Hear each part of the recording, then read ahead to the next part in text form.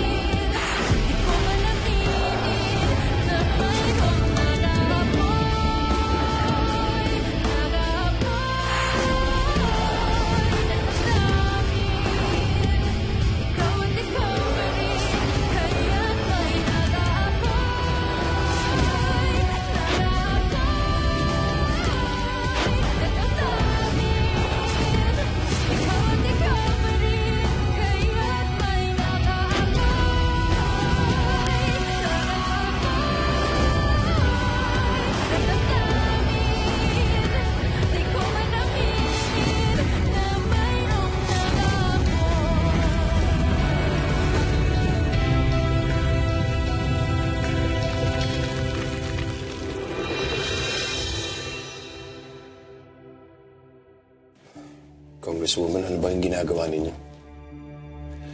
Nakuha niyo na yung ospital. Napasara niyo na yung charity ward. Hindi pa ba kayo masaya? Sa tono ng pananalita mo, parang wala kaming karapatan magdesisyon para sa ospital na ito. Para sa ospital ko. Congresswoman, ayoko lang magkagulo. That's the least of your concern, Dr. Serrano. Hindi ka grievance officer, president at CEO ka dito. I expect na naiintindihan mo na para sa ikabubuti ng ospital ang ginagawa namin. Hindi magugustuhan ni Philip to. Then I suggest gawin mo ang trabaho mo. Tao mo siya. Ilagay mo siya sa lugar niya.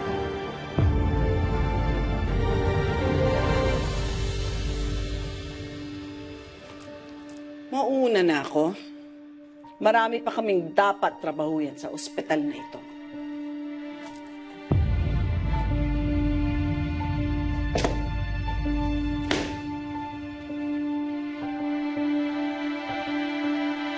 Kaya nga po, Dok. Parang loyalty check, no? Ibig sabihin ba nun, pag pinuri mo ang mga Salazar, tanggal ka? Huwag naman sana, Dok. Sabi lang naman ako ng totoo. Mabait naman talaga ang mag-amang Salazar. Wala, tatanggal na ba ako? Hindi talaga sila tumatigil.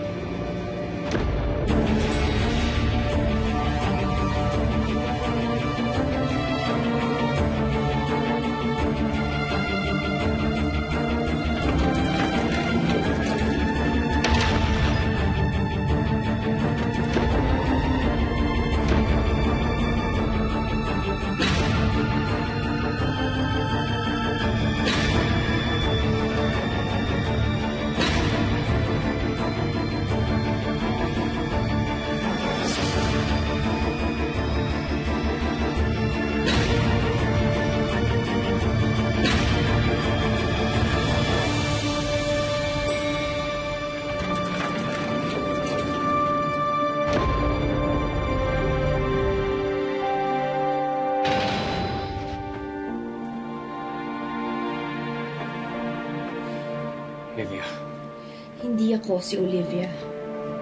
Ako si Claire. Asawa ni Philip Salazar. Pero naiintindihan ko na kung bakit mo ako niyakap nung isang araw. Dahil kamukha ko ang asawa mo. Gusto kitang makausap dahil may hihilingin ako sa'yo, Lucas. Tigilan mo na yung asawa ko. Nakuha niyo na nga yung hospital. Ano po bang kailangan ninyo? Yung ginagawa niyong pag-atake kay Philip, hindi lang naman siya yung nahihirapan eh. Ang daming tao na nadadamay. Tingin ko hindi ka naman napakasamang tao. Kaya itigil mo na to. At sorry, nasampal kita.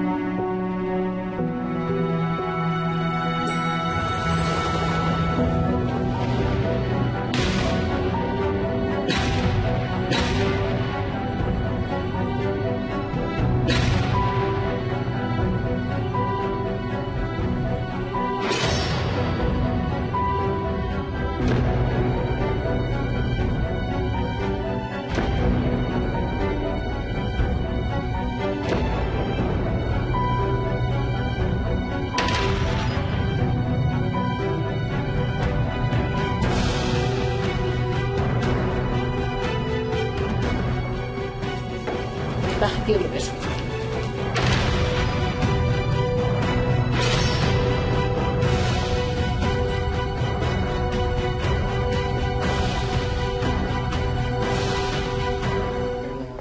Schedule na operation, Mr. Philip?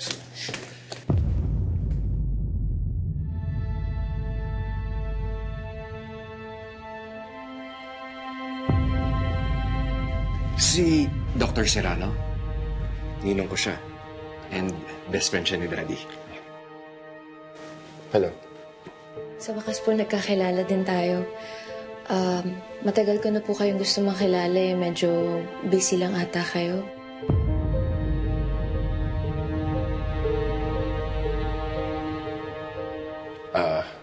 Busy lang talaga dito sa ospital. Pero palagi ka nagkikwento ni Philip sa akin. Ano naman pong kinukwento niya? Magaling ka raw mag-alaga. At saka, swerte daw siya sa'yo.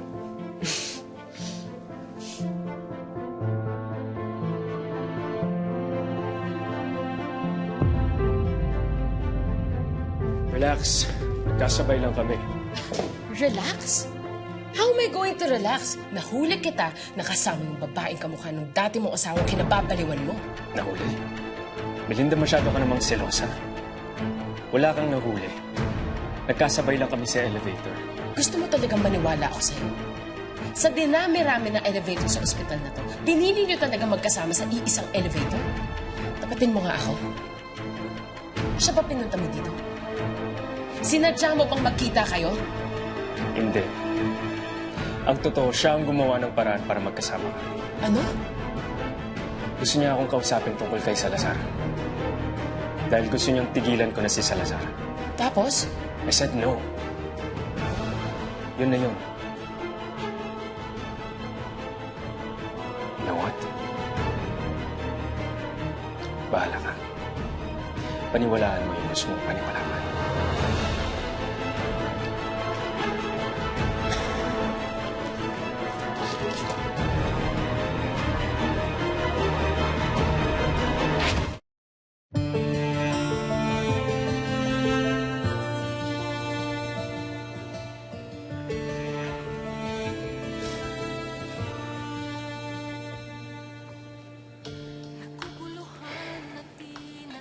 Nung tumawag ka sa akin at sinabi mong pupunta ka. Akala ko, magtsatsaa lang tayo.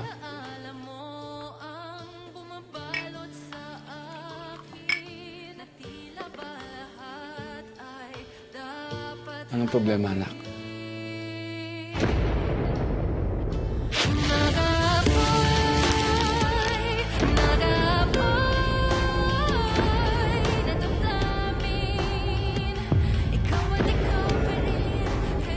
Melinda, masyado ka namang selosa.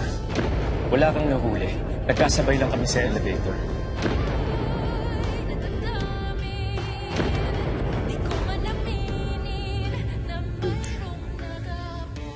Wala, Dad. Namiss lang kita. Namiss ko rin yung pag-inom natin. Pero, sa ngayon, ako muna. Kasi, bawas sa'yo yan. Kahit lasing ka, sinisita mo pa rin ako. Dahil mahal kita. Mahal ko si Lucas. Mahal ko yung buhay ko.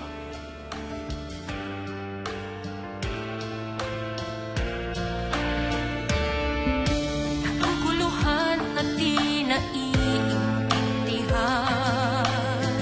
Mga bagay-bagay na pinagdadaanan. Kahit anong gawin, pilit kong di pansinin. Sinisigaw ng puso ko'y ikaw. Nag-aapoy,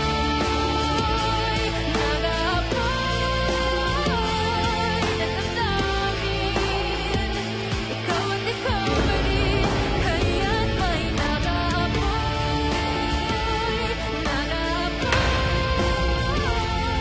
nadamdamin. Di ko man aminin na mayroong nag-aapoy. 2 taon kang nawala, Philip. Walang malinaw na paliwanag kung bakit. Iniwan mo sa akin ang ospital para solusyonan ang mga problema dito mag-isa. Tapos pagbalik mo, kasal ka na at pinakasalan mo, kamukha pa ng patay na asawa ng kaaway mo. Nag-aapoy, nag-aapoy. Anong pinaplano mo, Philip? Nadamdamin, ikaw at ikaw pa rin. Nag-aapoy, nag-aapoy,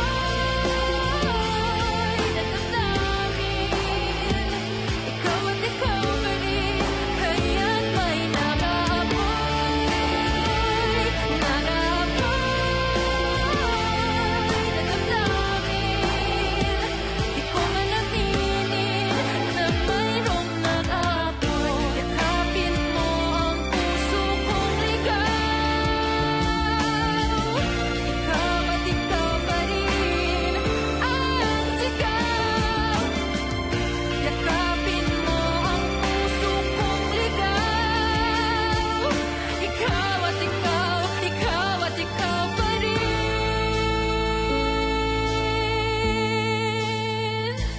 Nag-aapoy, nadamdamin. Di ko man aminin na mayroong nag-aapoy.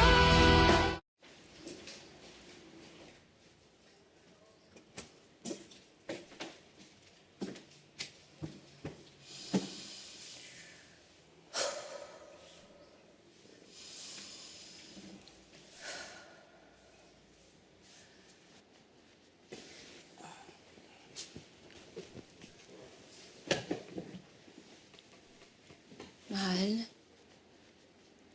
may sasabihin sana ako. Ano yan? Narinig ko kasi yung ginagawang loyalty check ng mga Buen Camino sa ospital. Yung mga tao takot na masisante. Tapos, nakita ko si Lucas. Tapos?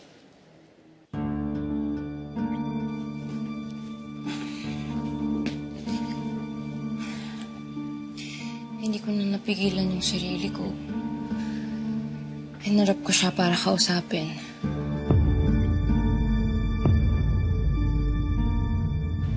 Nag-usap kayo. Ano nangyari? Sinabihan ko lang siya na tigilan niya na yung pag-atake sa'yo. Lalo na ang daming nadadamay ng mga tao. Claire. Di ba pinag-usapan na natin to? Nagkaroon tayo ng agreement na iiwasan mo sila. Pero nung narinig ko yung hinaing ng mga tao, hindi na ako nakatiis eh. Mahal, makinig ka sa akin ha. Kahit anong paliwanag mo sa mga buwing kamino, hindi ka nila pakikinggan. Wala silang pakialam kung mayroong mga madadamay na tao. Sorry, mahal.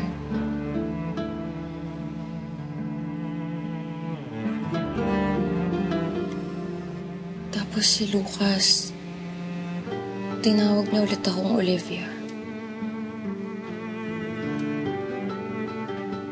Pero sinabi ko sa kanya, hindi ako si Olivia, ako si Claire Salazar. Alam mo, mahal, salbahe siya. Pero kahit papano, naaawa din ako sa kanya. Kasi parang, mahal na mahal niya yung namatay niyang asawa.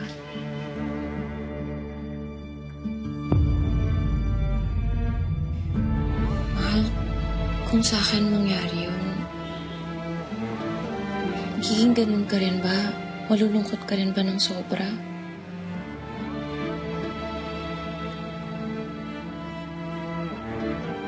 Oo, mahal. Kapag nawala ka, hindi ko alam yung gagawin ko.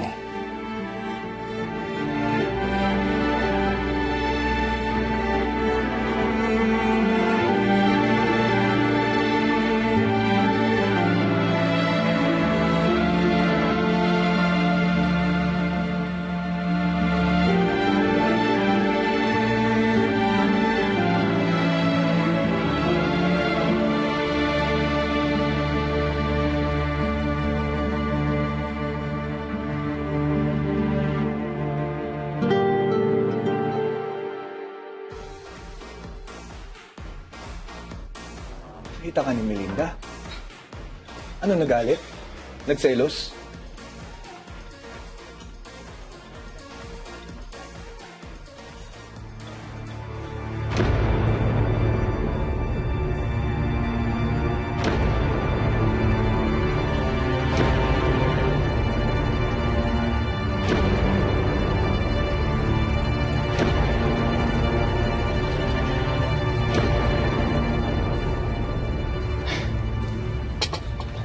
Nung kaharap ko si Claire sa loob ng elevator, kaming dalawa lang. Kakaiba talaga yung pakiramdam ko. Parang si Olivia lang yung kasama ko. Yan na nga ang sinasabi ko eh. Tigilan mo na yan. Pareho kayong may asawa, tol. Gulo lang yan pinapasok mo. Wala akong ginagawang masama. Hanga lang ako sa kanya. Kakaiba siyang babae. Kakaiba nga, kamukha ni Olivia eh. Tingin mo ba wala akong ginagawang masama? Sige, hanggang tingin ka lang. Pero sa lahat ng kwento mo tungkol kay Claire, sa tingin mo, hindi mo pinagtataksilan yung asawa mo. Maawa ka naman kay Melinda.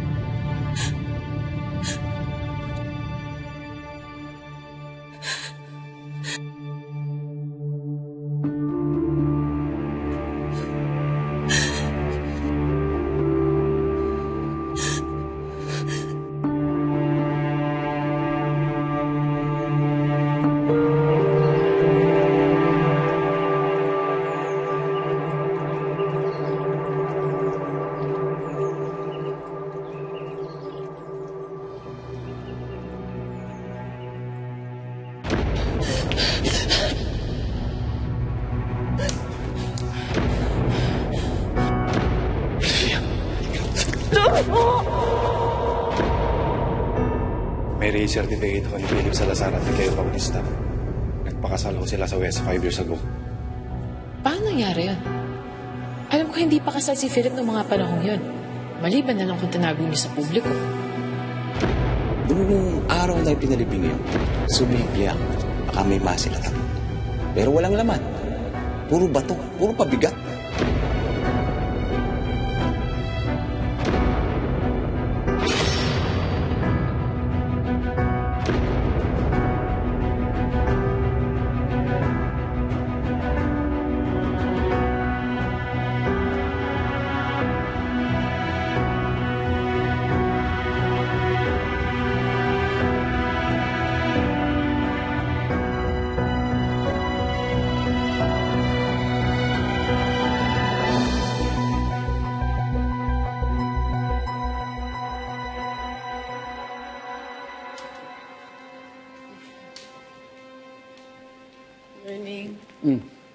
Sing ka na pala. Kumain ka na para makainom ka ng gamot. Siguradong masakit ngayon ang ulo mo. Sorry, tinalugan kita, Dada. Di ka man lang hinanap ng asawa mo. Anong klaseng lalaki yan? Sinabihan ko kasi si Lucas na dito ako matutulog. Kahit na. Sana sinundo ka. O tinawagan ka man lang. Anak, anong problema? Hindi ka maglalasing kung wala lang.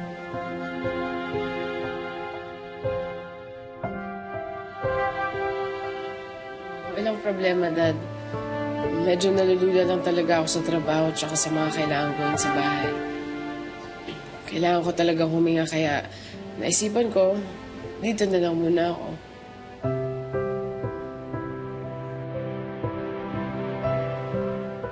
Well, kumain ka muna.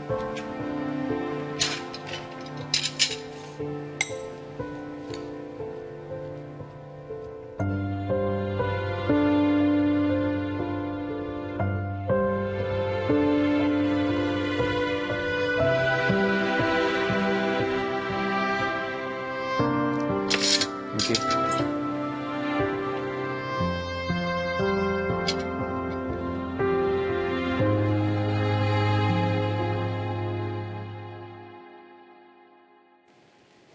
Hindi ko na alam kung ano pa yung kailangan ko gawin para hindi sila magkita. Hindi na talaga maiiwasan yan ngayon, lalo pat mga buwan kamino na may-ari ng ospital at hindi ka tinitigilan ni Lucas.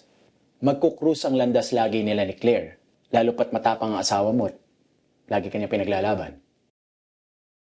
Pero totoo niyan, pre. Pwedeng hindi rin naman problema ang pagkukrus nila ng landas. Pwede mong tingnan ito as an opportunity. Tingnan mo. Wala kang ginagawa. Pero sa tuwing may gagawin si Claire, napaparaning at nadidiskaril si Lucas. So, anong sinasuggest mo gamitin ko si Claire? Hindi naman. Pero wala ka rin naman balak itago si Claire sa kanya, di ba? So talagang may posibilidad na magkikita sila. At sa tuwing magkikita sila na ikaw ang kasama niya, nagagantihan mo na si Lucas. Hindi mo to sinasadya. Pero nagagamit mo na yung pinakamalakas mong baraha laban sa kanya. Si Claire.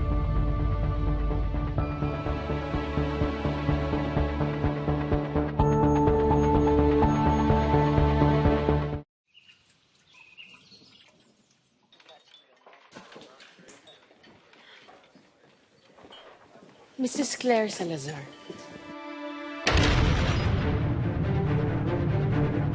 Nananadya ka ba? Kahit saan ako pumunta, nandun ka.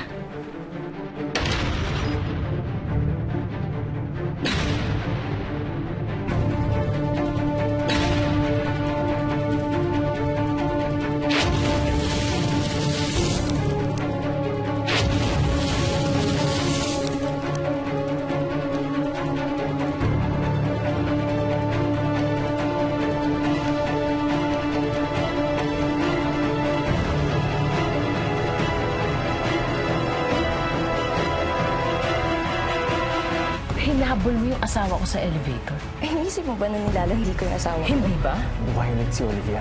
Wala akong pakialam! Nagagamit mo na yung pinakamalakas mong bara laban sa kanya. Ito ang the hottest lokohan party na siguradong ikakaloka mo. Hindi ko hahayaang sirain mo kami ni Lucas. May mukha ka pang iharap dito sa Lazar.